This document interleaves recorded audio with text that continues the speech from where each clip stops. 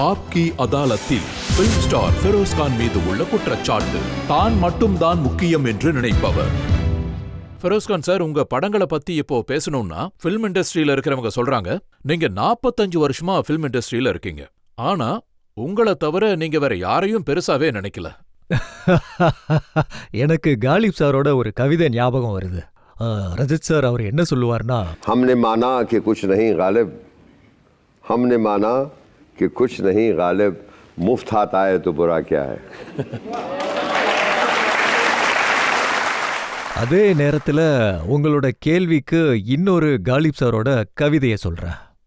हैं और भी दुनिया में सुखनवर बहुत अच्छे कहने वाले, हैं और भी दुनिया में सुखनवर बहुत अच्छे कहते हैं कि गालिब का है अंदाज़ बयां. और நான் உங்களுக்கு ஒரு இன்சிடென்ட் ஞாபகப்படுத்துறேன். ராஜ்குமார் இப்போ இந்த உலகத்துல இல்ல, அவரு ரொம்ப பெரிய ஆக்டர். ஊஞ்சே லோக் படத்துல நீங்க அவர் கூட ஒர்க் பண்ணிருக்கீங்க.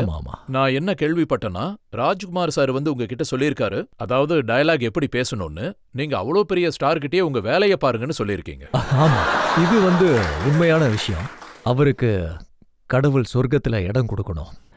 நான் அவர்கிட்ட அப்பவே சொன்னேன், அதாவது ராஜி, நான் உங்க மேல நிறைய மதிப்பு வச்சிருக்கேன். நீங்க ஒரு சிறந்த நடிகர். நான் என் ஸ்டைல்ல பேசுறேன், நீங்க உங்க ஸ்டைல்ல பேசிக்கங்க. நான் அதோட டைமிங் மேட்ச் பண்றேன்.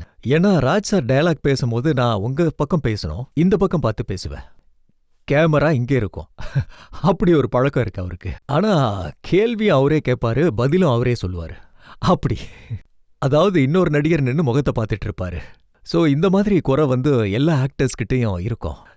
எல்லா நடிகர்கள்கிட்டையும் ஒரு குறை இருக்கும். எல்லாருலயும் பர்ஃபெக்ட்னு சொல்ல முடியாது. ஆனா இந்த விஷயம் உண்மையா? உங்க கூட நடிச்ச எல்லா ஹீரோயின்ஸும், அது ஜீனத் அமன் ஆகட்டும், ஹேமமாலினி ஆகட்டும், மும்தாஸா இருக்கட்டும், ஸ்ரீதேவியா இருக்கட்டும், எல்லாருக்கிட்டையும் நீங்க சொல்ற விஷயம், பார்க்க ரொம்ப அழகா இருக்க, எல்லாரை விட நீதான் அழகுன்னு சொல்லிருக்க.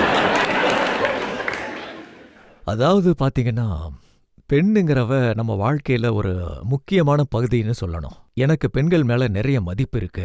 என் அம்மாவை எனக்கு ரொம்பவே பிடிக்கும். ஒரு பெண்ணுங்கிறவ தாயா இருப்பா, மனைவியா இருப்பா, சகோதரியா இருப்பா.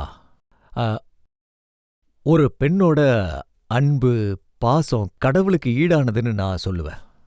எங்க அம்மா கடைசி நாள் வரைக்கும் அவங்க கூட நான் இருந்திருக்கேன். இன்னொரு விஷயமும் சொல்றேன், என்னோட பேரு பல ஹீரோயின் கூட ரொமான்டிக்ல லிங்க் ஆகும். ஆனா என்னோட பிரின்சிபல் ரொம்ப கிளியர். நான் அவங்கள ஃபிளாட்டர் பண்ணுவேன், நான் அவங்களுக்கு ஒரு நல்ல உணர்வை கொடுப்பேன். நீ தான் உலகத்திலேயே அழகான பெண்ணுன்னு சொல்லுவேன். நீ அப்படி, நீ இப்படின்னு அவங்க கிட்ட இருந்து பெஸ்ட் எடுக்கணும். என்னோட நோக்கம் ஒண்ணுதான், அவங்க கிட்ட இருந்து பெஸ்ட் எடுக்கணும். நான் நிறைய ஹீரோயின்ஸை பிரசன்ட் பண்ணியிருக்கேன், அவங்க கிட்ட இருந்து பெஸ்ட்டையும் எடுத்திருக்கேன். In my pictures, for example dream girl Hema Malini, I mean she is my god. She looks, வேற எந்த படத்துலயும் இவ்வளவு அழகா இருந்திருக்க மாட்டாங்க. தென் தர்மாத்மா, இது உண்மைதான். தர்மாத்மா படத்துல அவங்க அழகா இருந்த மாதிரி வேற எந்த படத்துலயும் இல்ல. குர்பானி படத்துல ஜீனத் அமன் ரொம்ப அழகா இருந்தாங்க, அதே மாதிரி வேற எந்த படத்துலயும் இல்ல. ஆனா இன்னொரு விஷயமும் நான் கேள்விப்பட்டேன், நீங்க வேலை வாங்குறதுக்காக ராத்திரிய பகல்னு சொன்னாலும் ஒத்துப்பீங்களாமே? இல்ல, நான் இதை ஷர்மிளா டைகோர்ட்ட சொன்னேன்.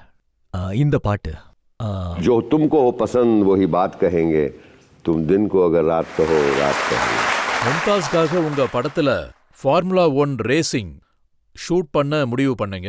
அதுக்காக கோடிக்கணக்கில் செலவு பண்ணிருக்கீங்க. ஆமா, அதாவது பாத்தீங்கன்னா ஒரு டிஃப்ரெண்டான சென்டிமெண்ட் இருக்கு. மும்தாஜ் எனக்கு எப்பயுமே ஒரு ஃபேவரட்டான ஹீரோயின்.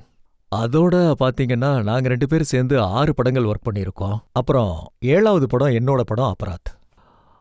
அந்த பொண்ணை நான் என்னன்னு சொல்றது, அந்த டைம்ல எல்லாருமே சொல்லுவாங்க, எனக்கு முன்னாடி அவங்க ஸ்டார் ஆயிட்டாங்க.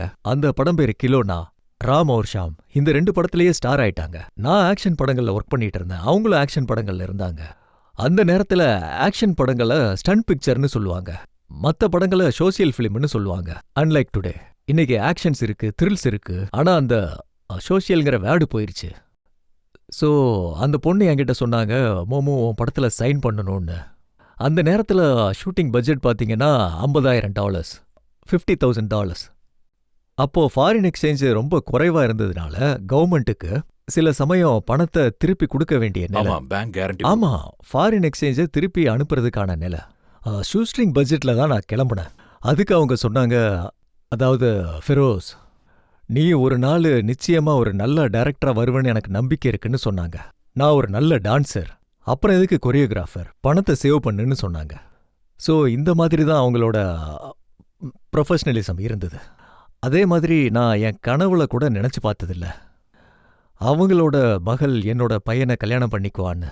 இது ரொம்ப நாஸ்டாலஜிக்கான விஷயம் கூட. இன்னைக்கு உங்க ஃபேவரட் ஹீரோயினோட நீங்க 6 படங்கள் பண்ணிருக்கீங்க. அவங்க உங்களுக்கு சம்மந்தி ஆயிட்டாங்க. ஆமா, எனக்கு சம்மந்தி ஆயிட்டாங்க, உறவுக்காரங்கள் ஆயிட்டோம். இப்போ சம்மந்தியை வச்சு படம் எடுக்கிற ஐடியா இருக்கா? எனக்கு தெரிஞ்சு இப்ப மும்தாஜுக்கு படத்துல நடிக்கிற ஆசையெல்லாம் இல்ல. She is not. இப்போ நடுவுல ஒரு படத்துல நடிச்சாங்கன்னு நினைக்கிறேன். நல்லா செட்டில் ஆயிட்டாங்க, இனிமே நடிக்க மாட்டாங்க. ஃபர்தீன் கான் ரொம்ப நல்ல ஆக்டர், எல்லா படங்களையும் நல்ல ரோல்ஸ் பண்ணியிருக்காரு. ஆனா உங்க படங்கள்ல செக்ஸ் அண்ட் எக்ஸ்போசரை தவிர வேற எதுவுமே இல்லையே. அதாவது பாத்தீங்கன்னா நீங்க சொல்றது ஒரு விதத்துல சரின்னு தான் சொல்லணும். நான் மர்டர் படம்லாம் எடுக்கல,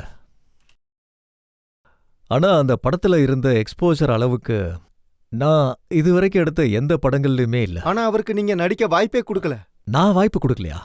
அதாவது நான் உங்க முன்னாடி தான் சொல்றேன், வாழ்க்கை ரொம்ப விசித்திரமானது. நான் இப்ப வரைக்கும் 8 படங்கள் எடுத்திருக்கேன். அதுல 4 சூப்பர் ஹிட் ஃபிலிம், 3 செமி ஹிட்ஸா இருந்திருக்கு, ஒரு படம் மட்டும் ஃப்ளாப். அது என்னோட முதல் படம். என் மகனை வச்சு எடுத்திருக்கேன், பிரேமகன். ஆனா என்னோட ஸ்டாண்ட் நிரூபிக்கப்பட்டுச்சு. பெஸ்ட் நியூ கம்மருக்காக ஃபிலிம்ஃபேர் அவார்டு கிடைச்சது. அதுக்கப்புறம் ஜானஷின் வந்தது. ஜானஷின் ஹிட் படம். அதனால வாய்ப்புங்கிறது பாத்தீங்கன்னா வாய்ப்பு டெஃபினெட்லி அவன் ஒரு யோசிக்கிற ஆக்டர். என்னோட பெரிய கிரிட்டிக்கே நான் தான். என்னோட வேலையை நான் தான் விமர்சனம் பண்ணுவேன். அவன் ஒரு நல்ல ஆக்டர், நல்லா இம்ப்ரூவ் ஆகக்கூடிய ஆக்டர். அவனுக்கு ஒரு நல்ல பிரைட் ஃபியூச்சர் இருக்கு. சின்ன வயசுல உங்க அப்பா உங்களை அடிச்ச மாதிரி நீங்களும் ஃபர்தீனை அடிப்பீங்களா சார்? ஃபர்தீனும் நானும் வெரி க்ளோஸ் ஃப்ரெண்ட்ஸ். ஃப்ரெண்ட்ஸ் மாதிரி நாங்க எல்லாத்தையும் ஷேர் பண்ணிக்குவோம். நாங்க எதுவுமே மறைக்க மாட்டோம்.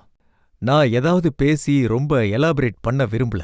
நாங்க எல்லா விஷயங்களையும் ஃப்ரெண்ட்ஸ் மாதிரி டிஸ்கஸ் பண்ணுவோம். என் பொண்ணும் அதே மாதிரி தான். அவ 2 டிகிரி முடிச்சிருக்கா, 1 டிகிரி ஆர்ட்ஸ்ல முடிச்சிருக்கா. மக்கள் உங்களை ரோட்ல சந்திக்கும் போது நீங்க எப்படி ஃபீல் பண்றீங்க? யங்கர் ஜெனரேஷன் உங்களை ஃபர்தீன் கானோட அப்பான்னு சொல்லி கூப்பிடும்போது? இதெல்லாம் சில நேரங்கள்ல நடக்கும். சில நேரங்கள்ல பாத்தீங்கன்னா 10 பேரு அவங்க கூட இருப்பாங்க, 9 பேர் என் கூட இருப்பாங்க. இப்படியும் நடக்கும். இது கேமோட ஒரு பார்ட். हवा भी खुशगवार है, गुलों पे भी निखार है, तरन्नुमे हजार है, बहार पर बहार है. कहाँ चला है साखिया, इधर तो लौट इधर तो आ.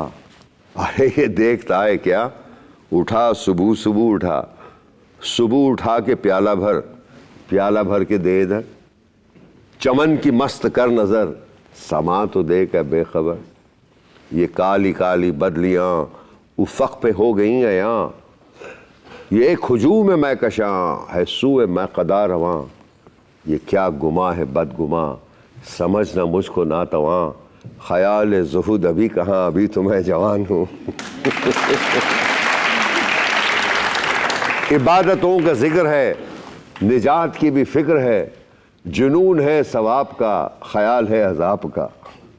अजी सुनो तो शेख जी, अजीब शय हैं आप भी. भला शबाब और आशिकी अलग हुए भी हैं कभी. हसीन जलवरेज हों, अदाएं फित्न खेज हों, हवाएं इत्रबेज हों, तो शौक क्यों न तेज हों. चलो जी किस्सा मुख्तसर, तुम्हारा ही नुख्ते नज़र. दुरुस्त है तो हो मगर अभी तो मैं जवान हूँ.